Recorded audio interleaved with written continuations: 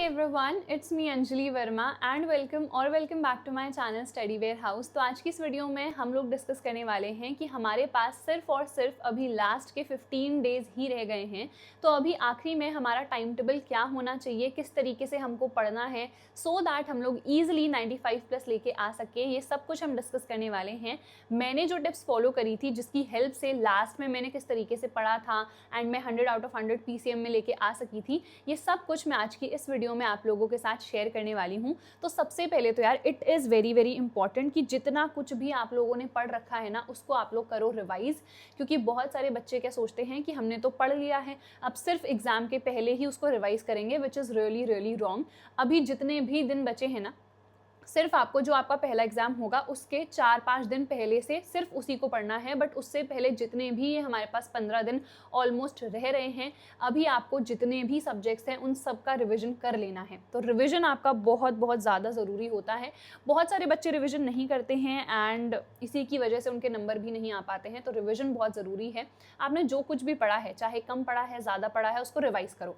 अगर कोई टॉपिक्स आपके छूट गए थे या सिलेबस अभी भी पेंडिंग है ना, तो आप लोग लेक्चर्स देखो एंड उन लेक्चर्स की हेल्प से अपना जो भी सिलेबस है उसको कंप्लीट कर लो। एंड अभी आपको बहुत ज़्यादा डिटेल्ड लेक्चर्स नहीं प्रेफर करने हैं। हाँ, इन केस कोई एक दो टॉपिक आपके छूट गए हैं तो आप डेफिनेटली डिटेल लेक्चर्स को प्रेफर कर सकते हो। या अगर मान लो पूरा सिलेबस हो गया है पर किसी एक चैप्टर में आपको डिफिकल्टी है या वो अच्छे तरीके से आपने नहीं पढ़ा था, तब आप डिटेल लेक्चर्स प्रेफर कर सकते हो। बट अगर आपका सिलेबस बहुत ज़्यादा पेंडिंग है ना, तो only go for the one shot lectures. अभी आपको डिटेल लेक्चर्स नहीं देखने हैं। इसके अलावा क्वेश्चन प्रैक्टिसिंग पे अभी आपको लास्ट के 10 to 15 डेज में फोकस करना है। बहुत सारे बच्चे सिलेबस तो कंप्लीट कर लेते हैं बट क्वेश्चंस प्रैक्टिस नहीं करते हैं। एग्जाम में क्वेश्चंस ही आएंगे, ठीक है। तो आपको बहुत सारे क्वेश्चंस प्रैक्टिस करने हैं। कहाँ से कर सकते हैं एंड कौन से मोस्ट एक्सपेक्टेड क्वेश्चन है वो मैं आपको बता देती हूँ। क्योंकि अभी हमारा जो मैक्सिमम फोकस है ना, वो मोस्ट एक्सपेक्टेड क्वेश्चन में ही होना चाहिए। तो मोस्ट एक्सपेक्टेड क्वेश्चन के लिए जो एड्यूकार्ट की बुक है प्रयास की, ये वाली आप लोग प्रेफर कर सकते हो। So this is the Prayas most expected questions book from Educart. इस वाली बुक में ना आपको लिटरली A to Z हर एक चीज मिल जाएगी। इसमें पहली बात तो आपके चारों ही सब्जेक्ट्स कवर हो रहे हैं, PCM के साथ इंग्लिश। यहाँ पे आपको chapter wise pull out sheets मिल जाती हैं जिसमें जो मोस्ट एक्सपेक्टेड क्वेश्चंस हैं हर एक चैप्टर के, वो गिवन है। तो यहाँ पे से ना आपके जो PYQs हैं वो भी कवर हो रहे हैं, जो आपके NCERT के क्वेश्चंस हैं वो भी कवर हो रहे हैं। इतना ही नहीं, आप पहले इनको खुद तो सॉल्व करोगे ही, इसके साथ साथ यहाँ पे आंसर बुकलेट भी गिवन है। तो वहां पे से उसके बाद चेक कर लो कि मेरा आंसर सही है या नहीं है, ठीक है। अब अगर मान लो आपका कोई भी आंसर गलत आता है तो यहाँ पे ना ट्रैकिंग शीट्स भी गिवन है। आप लोग इजीली मेंशन कर सकते हो कि कौन सा क्वेश्चन है जो आपको नहीं आया। एंड इसके साथ साथ NCERT का पेज नंबर भी मेंशनड है, सो दैट अगर कोई टॉपिक आप नहीं कर पाए, ठीक है, कोई टॉपिक आपको लग रहा है कि यार ये वीक है, तो आपने मेंशन तो कर दिया, उसके जस्ट बाद आप लोग NCERT से जाके इसको रिवाइज भी कर सकते हो। प्लस यहाँ पे आपको परफॉर्मेंस शीट्स भी मिल जाएंगी जिससे आप लोग इजीली लास्ट में ट्रैक कर सकते हो कि कौन से इजी टॉपिक्स थे, कौन से आपके वीक वाले टॉपिक्स हैं। तो जो इजी है उनको तो उतना नहीं करना है, बट जो वीक टॉपिक्स थे, जो आपको डिफिकल्ट लग रहे हैं, उन पे आपको सबसे ज़्यादा फोकस करना है एग्जाम से पहले। तो इस वाली बुक को अपने लिए परचेस कर लो, लिंक डिस्क्रिप्शन में है। ये पुल आउट शीट्स जो हैं लास्ट मोमेंट पे आपको बहुत ज़्यादा बेनिफिट करेंगी क्योंकि मोस्ट एक्सपेक्टेड क्वेश्चंस इस बुक में आपको मिल जाएंगे। तो लिंक डिस्क्रिप्शन में है, जल्दी से जाके चेक कर लो। And chapter wise most expected questions करने के बाद आपको previous year question papers and sample question papers को भी देख लेना है, क्योंकि PYQs में जो मोस्ट इंपॉर्टेंट क्वेश्चंस हैं वो आपको मिल जाएंगे। एंड सैम्पल पेपर्स जो आपकी प्रैक्टिस है, अभी चैप्टर वाइज तो आप लोगों ने कर ली, उसके बाद आप लोगों को पेपर्स की भी प्रैक्टिस करनी है सो दैट जो आंसर प्रेजेंटेशन है वो आपको अच्छे तरीके से आ जाए, ठीक है। चलो, उसके बाद आपको डेली एटलीस्ट 3-4 सब्जेक्ट तो पढ़ने ही पढ़ने हैं, ठीक है। अभी वो टाइम नहीं है कि डेली का सिर्फ एक ही सब्जेक्ट आप ले रहे हो। हर एक सब्जेक्ट पे आपको फोकस करना पड़ेगा, क्योंकि इंग्लिश है, किसी की हिंदी है या फिजिकल एजुकेशन है, ये सारे सब्जेक्ट्स भी काफ़ी ज़्यादा इंपॉर्टेंट हैं। तो अभी हमें सिर्फ PCM या PCB को ही नहीं प्रायोरिटी देनी है, इन वाले सब्जेक्ट्स को भी प्रायोरिटी देनी है और इनको भी पढ़ना है, ठीक है। तो सुबह आप चाहे कोई दूसरा सब्जेक्ट पढ़ सकते हो, दिन में कुछ और पढ़ सकते हो, बोर हो रहे हो तो इंग्लिश मान लो आपने निकाल दी या फिजिकल एजुकेशन निकाल दी, ऐसे आप कर सकते हो। बट डेली के ट्राई करो 3 या 4 सब्जेक्ट तो अपने पढ़ो ही पढ़ो, ठीक है। चलो, उसके बाद आपका टाइम टेबल किस हिसाब से आपको बनाना है, तो देखो इट कंप्लीटली डिपेंड्स, आप मॉर्निंग पर्सन हो या फिर नाइट पर्सन हो। अगर आप मॉर्निंग पर्सन हो तो सुबह एटलीस्ट 5 बजे तो उठ ही जाओ। ये नहीं है कि 8 बजे उठ रहे हो, 7 बजे उठ रहे हो और खुद को मॉर्निंग पर्सन कह रहे हो, नहीं। या तो सुबह जल्दी उठ के पढ़ो या फिर लेट नाइट तक पढ़ो, दोनों में से एक चीज़ तो आपको करनी ही करनी है।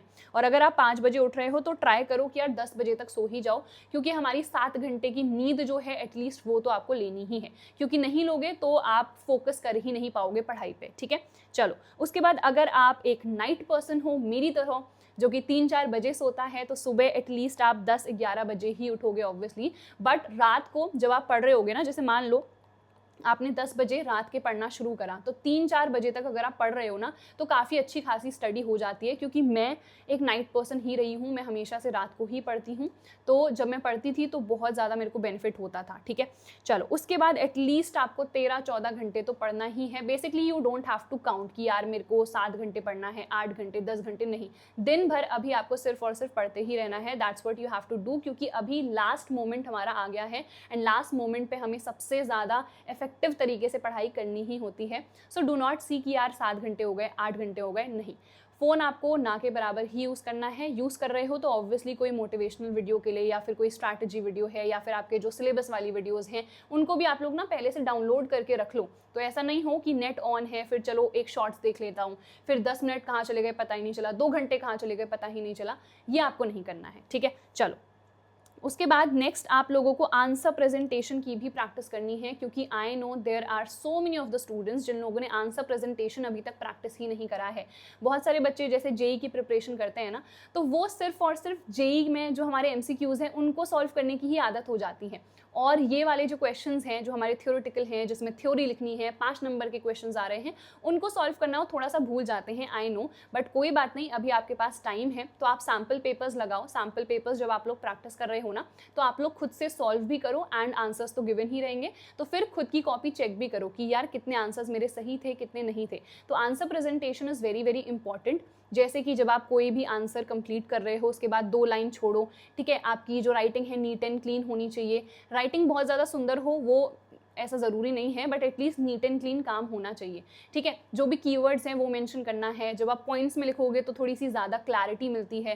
पैराग्राफ लिख दोगे तो समझ में ही नहीं आएगा क्या इंपॉर्टेंट है। पॉइंट्स में लिखोगे तो काफ़ी बेटर चीज़ रहेगी। इवन अगर 5 नंबर का क्वेश्चन आ रहा है ना, तो पॉइंट्स में लिख दो, भले ही उन पॉइंट्स को फिर आप थोड़ा एक्सपैंड कर सकते हो, बट पॉइंट्स में लिखोगे तो कीवर्ड्स जो हैं वो थोड़े से ज़्यादा हाईलाइट हो जाते हैं, ठीक है। चलो, उसके बाद आपकी कैलकुलेशन स्पीड भी बहुत ज़्यादा मैटर करती है, क्योंकि कई बार ना बहुत इजी क्वेश्चंस आ जाते हैं, बट उनकी जो कैलकुलेशंस है वो काफ़ी ट्रिकी होती है। जैसे केमिस्ट्री में लॉग वाले जो क्वेश्चंस हैं, बहुत सारे बच्चे वो नहीं सॉल्व कर पाते हैं, ठीक है। तो ये छोटी छोटी जो चीज़ें हैं ना, कई बार इनसे भी आपके नंबर कट जाते हैं। तो जो भी लॉग की वैल्यूज़ हैं इंपॉर्टेंट हैं, वो आप लोग लर्न कर लो। जितने भी आपके फॉर्मूलाज हैं वो सारे के सारे आपको रिवाइज कर लेने हैं, क्योंकि कई बार ऐसा होता है यार, जिसकी किस्मत ख़राब होती है ना, कि बहुत ही ईजी सा सिंपल सा क्वेश्चन आ जाता है, बट जो छोटा सा फॉर्मूला था वो ही भूल गए।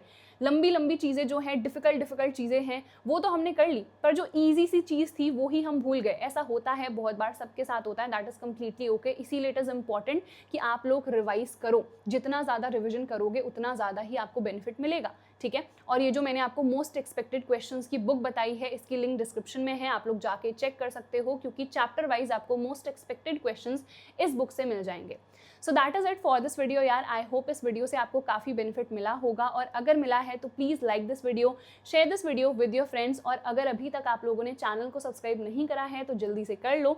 हम मिलेंगे हमारी अगली वीडियो में, तब तक ख्याल रखना। All the best and bye bye.